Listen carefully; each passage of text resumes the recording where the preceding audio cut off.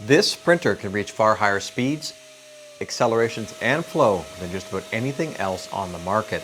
So is this a really big leap forward in 3D printing tech, or is there a price to pay for selling their souls to the gods of speed? Let's find out if this brand new Delta style printer from FLSUN called the T1 can live up to the hype. And I'll explain why this printer zooms so much that it needs this. There's a lot to cover in this video that you're going to want to see, so stick around.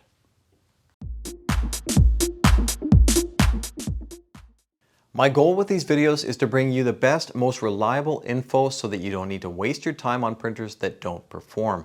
But I need your help by supporting this channel either by subscribing or directly on Patreon as well. And my commitment is to continue to make even better content, which is always original and always made by me right here in this shop. 7 months ago, I saw an ad for the FLSUN S1 on X. The printer looked incredible, so I reached out to see if they'd send me one for testing. At the time, I didn't realize that they had another printer in development called the T1. Now, they did not agree to send me the S1, but they did send the T1. And I've had this printer for about a month now, and I've been testing it just about every day since then to see how it performs and to find out all the good and to see if there's any room for improvement as well. So let's dive right in. This does require some assembly. It took me about a half an hour to get it done. It wasn't hard. I just found some of the images in the instructions to be a little bit on the small side, and some of the part names were a little unusual as well, though technically they are correct. Isolation columns, which they are a column of sorts. I would have called this a collar or maybe a bushing. Luckily, the packaging is labeled, otherwise I wouldn't have really known what that is. And there really is only one problem here, and that is the way that this plexiglass panel fits into here. This panel is just a little bit too tall. And unfortunately what happened is when I bowed the center in order to get it in, it actually pushed this up. It opened up a gap here and opened up a gap on this side. On the other side, this is what it should look like. So what I'm going to do is take this panel off and remove just the smallest amount of material from the top edge using just some basic hand tools. One panel was about 1/2 millimeter longer than the other one. Front door is glass and the back panels are plexiglass or acrylic. This printer is rated for 1000 millimeters per second maximum speed, 1 meter per second. It's kind of crazy to talk in meters now, but that's about 2 times the top speed for any other off-the-shelf Core XY format printer. This printer is also rated for 90 millimeters cubed per second for flow with PLA, and that is closer to 3 times the flow of most other high-speed printers. This printer is also rated for 30,000 millimeters per second squared acceleration, which is 1.5 times higher than most Core XY printers. These are max values, and like most printers, we're usually going to want to be at least a little bit lower, but they are a good indication that this printer has an overall higher capability than a Core XY format. Normally, the bottleneck for fast printers is the flow, especially with a larger nozzle and thicker layer lines, and of course it's also highly dependent on the material that we choose. FLSUN makes a high flow PLA, so we'll be using that. I've created a profile in ORCA Slicer for this printer. It's a good start, but it's far from complete, and I will have the links and files in the video description there, so you don't need to start from scratch like I did. I've also included a PDF so you know where to plunk the STL file for the printer bed and the image file as well. Top speeds are usually for infill and travel, so that's going to be the focus here. Let's see what it looks like while just printing infill. Before we get started, you may notice that the back panels are missing, and that is just so that I can record in here more easily and get enough light in to see what's going on.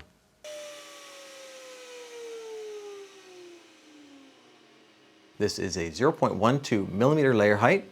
We have the top speed of 1 meter per second, and we can see that we're about 1.7 seconds per layer. And we have a pretty high flow rate of nearly 50 millimeters cubed per second. For the best results, I've pre-dried this filament as well.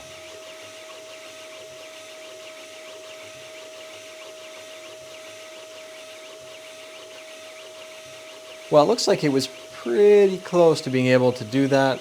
Maybe the filament isn't quite dry enough, or maybe something else is going on. I'm going to lower it down just a little bit, and I'm also going to put some glue stick on here because it did come off, and at least it should have stuck. Well, that certainly wasn't a complete fail.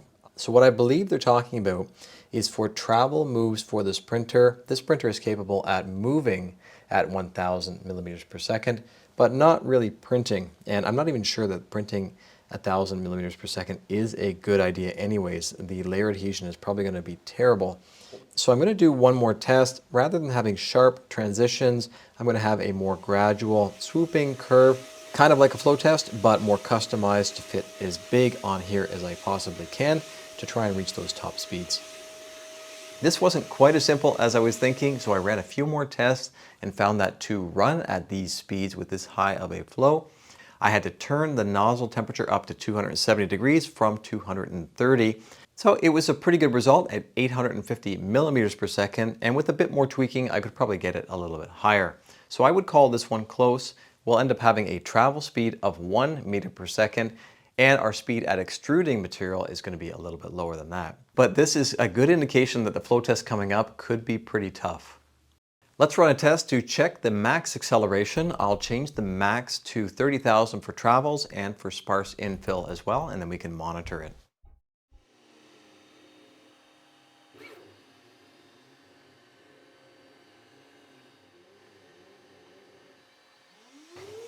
I've cranked the temperature up again because I'm still printing fast at 700 millimeters per second, but now the acceleration is 30,000. And here we're starting to see skipping in the infill, which isn't uncommon for infill that passes over top of itself. So I'll do another test as well that does not do this.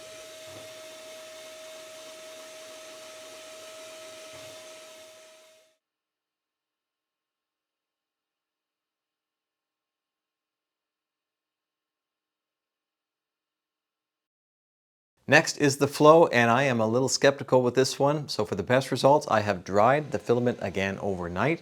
My guess is that we are going to be able to reach maybe 60 millimeters cubed per second. But if you were to take a guess right now, what do you think it would be? Just like the last test, I've upped the nozzle temperature, and we'll set this from 50 millimeters cubed per second to 90 millimeters cubed per second and see if we can get anywhere close to that 90 number.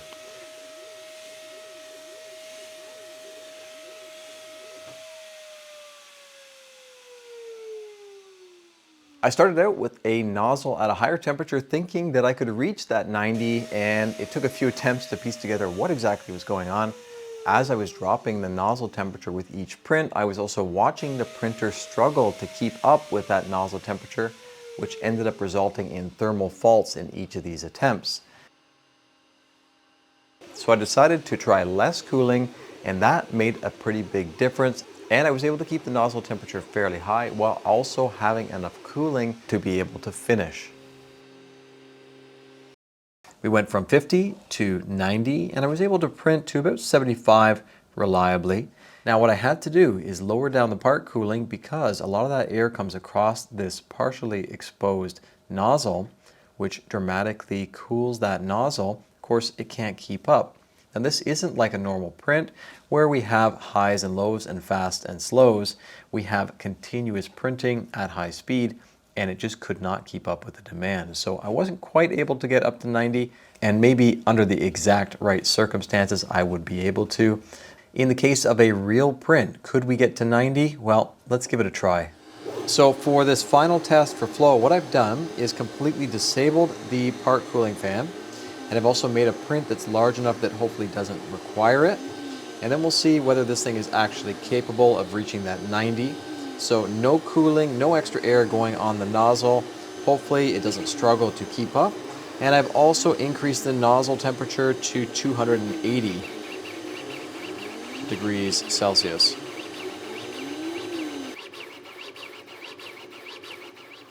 Stop this.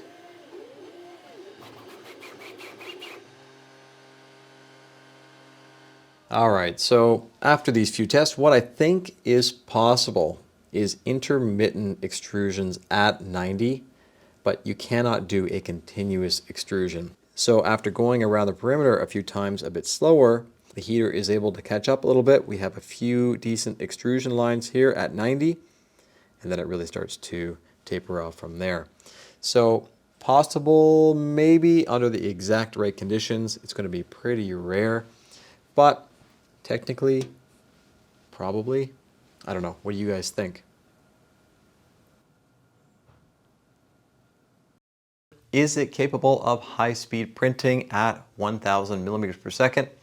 It is for travel, but not during extrusion of a print, at least not in my testing. You can be the judge of whether that qualifies or not. Can it reach the 30,000 for acceleration? I think yes, the motion system seems to be capable.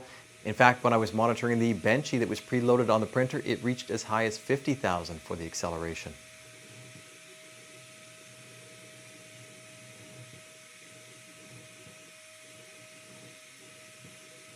Can it reach the 90 millimeters cubed per second for flow? Maybe 75 realistically, possibly 80. So I'd like to see some improvement in this area from FLSUN. The nozzle should be covered with silicone, and the nozzle itself, rather than just being a standard brass nozzle, should be a CHT style.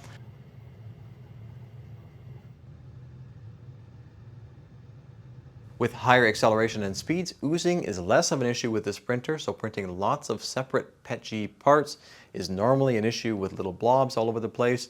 It isn't an issue with this printer. The flow for PETG on this printer that I ended up using is 32 millimeters cubed per second, so about double what I would use on my Core XY style printers. This printer handles TPU really well, far better than my X1C actually. My very first attempt at printing a phone case was a success, and this is now my choice printer for printing TPU.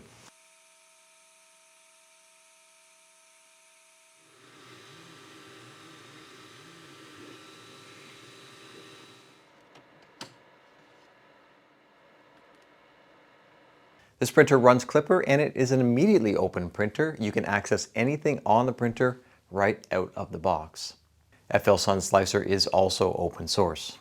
I would like to see CAMP pre-installed on this printer and a quick probing sequence before the print begins for a perfect first layer. This printer is also not set up to print abrasives. It comes stock with a brass nozzle, and it has some sort of a copper or brass CHT style insert directly within the heater block. There is no mention of hardened steel gears on the extruder, so for now I just stick with non-abrasives on this printer. The print quality is very good with this printer, but I found that it is extremely important to properly calibrate your filament flow rate, nozzle temperature, and pressure advance especially. There is no nozzle wipe system. That seemed a little strange at first, but after using the printer, it doesn't seem to need one. There is no auxiliary fan on this printer. The CPAP style fan is both the part fan and the auxiliary fan all in one. This is something we do need to talk a little bit more about, but we'll do that in just a minute. There were a couple of squeaks early on. I greased all of the ball joints and the spring connections, and the squeaks have gone away. We have a circular build plate, which means running parts from corner to corner is not going to give us any benefit. Instead, we need to print them vertically, since this printer has a 330 millimeter Z height. This printer does not show VFAs like the Core XY printers. The only artifacting that I noticed was with PETG, and it was a very uniform and faint repeating diagonal type of pattern, and it was consistent on all sides. The printer has nice wide belts and fairly large pulleys as well. This Delta style printer has all three axes controlled by 3 motors simultaneously rather than just 2 motors on a Core XY. And even though the printer is changing direction quickly, it doesn't seem to shake as much as you'd expect.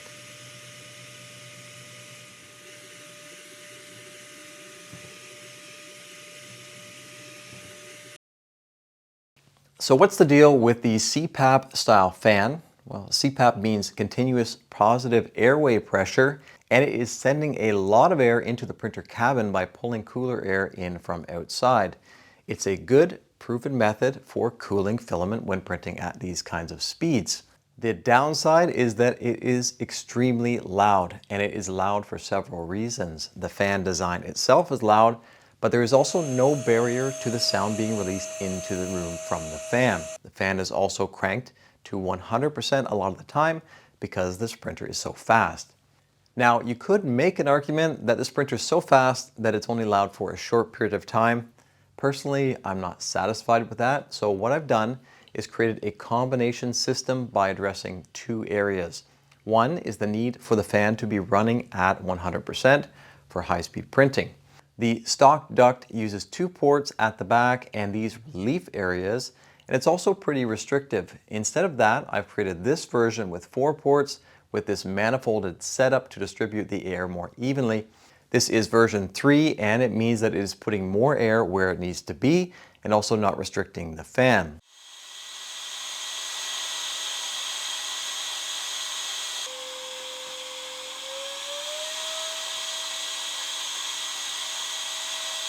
And now we can turn the fan speed down to 80%, and even at 80% we have better bridges than the original fan ductwork. Even with the door closed, the fan noise is still quite high. So the second part is that we need a muffler system. So I've designed this based off of the Flowmaster muffler. This printer really is so fast that it does need a muffler. And this looks like a bit of a gimmick, but it actually does work, and you can even pick the side that suits you best, whether it's Suckmaster or Blowmaster, and the tip is rotatable, so sound can be directed away. This version will be available for free for anyone who wants to give it a try.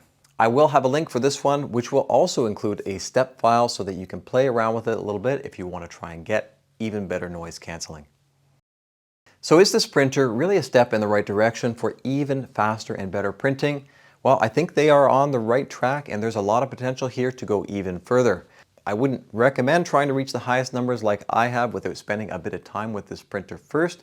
So I found that 18,000 for the acceleration for travel and for infill works pretty well. 40 millimeters cubed per second for flow for PLA, 600 millimeters per second for infill, 900 millimeters per second for the travels for speed. With some fine tuning and a little better understanding, those could probably increase quite a bit, but they're a safe bet, and your print times compared to Core XY will still be quite a bit shorter. There aren't many manufacturers making Delta format printers, but there are more coming. Prusa just released one, and theirs is geared more for industrial applications and comes with a very hefty price tag. Their version doesn't have the same stats as this printer exactly, but it's not really apples to apples since their focus is on the ability to print high temperature and engineering plastics reliably. I also really like that we're seeing printers that specialize. Each of these printers does something different, so which printer is best for you really depends on what you're looking to do. The Bambu is good overall and has the ability to print in color.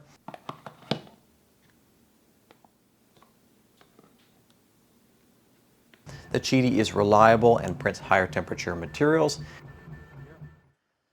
So I have modified that, and now this is quite a bit more. And this one is great for fast and accurate prints and super fast prototypes. I'd like to continue to experiment a bit to see if I can reach even higher speeds and flow during the print, so let me know if you'd like to see some videos on that subject. Overall, I've been pretty happy with this printer. It would have been nice to have a bit more clarity on the specs, like 90 millimeters cubed per second with no cooling. Max speed is for travel and not during extrusion. But regardless, the printer is far faster and has far higher acceleration, substantially higher flow. Most of the prints that I've made are about half the time on this printer compared to my Bambu X1C, and with pretty good results as well.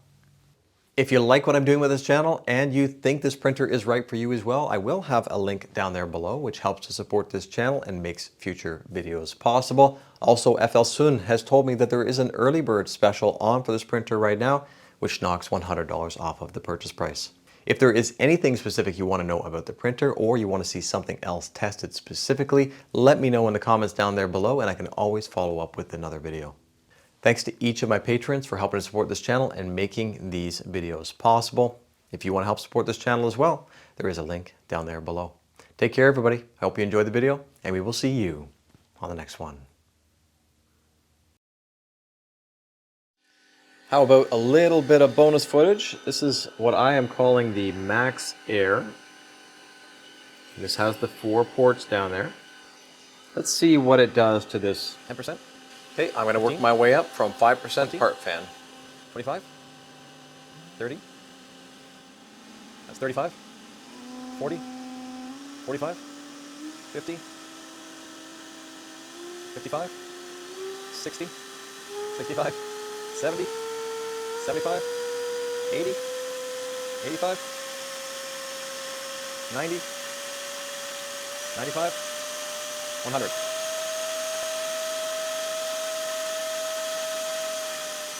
And here is the stock ductwork. Do the same test. 5%, 10%, 15, 20, 25,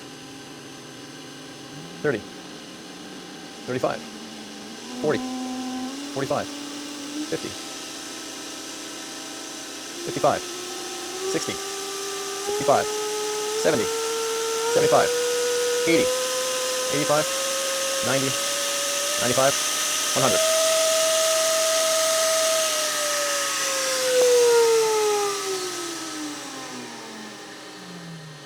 I can't really explain why this was set up this way. It certainly shoves a lot of air this way towards the door, but also those relief areas at the very back seem to be sending air in the wrong direction.